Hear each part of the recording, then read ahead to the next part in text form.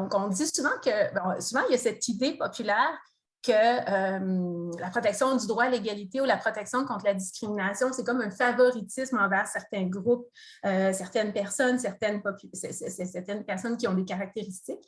Et ce n'est pas ça du tout. En fait, ça, c'est une fausse croyance que c'est important de venir rétablir et de casser ce mythe-là parce que le droit à l'égalité ou la protection contre la discrimination, ce n'est pas de donner plus de droits à des gens en raison de caractéristiques qu'elles ont, c'est de s'assurer qu'elles n'en ont pas moins. Et ça, c'est je pense, une précision qui est très, très, très importante. Donc, on veut s'assurer qu'une personne ne va pas avoir moins de droits dans le cadre de son emploi parce que c'est une femme enceinte, en raison de sa religion, parce qu'elle a un handicap qui nécessite un accommodement. Donc, on veut s'assurer qu'elle va avoir les mêmes droits que les autres.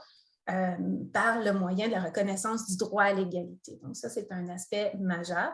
Pour qu'il y ait discrimination, le cadre est très, très clair.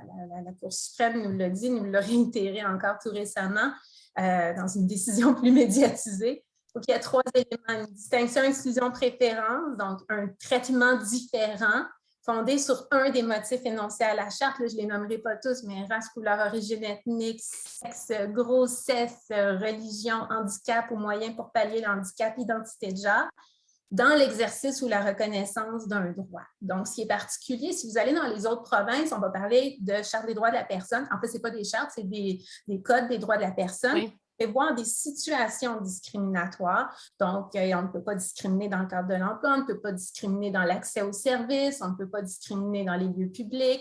Donc, on va prévoir des situations dans lesquelles le droit est protégé. Au Québec, on va plus loin.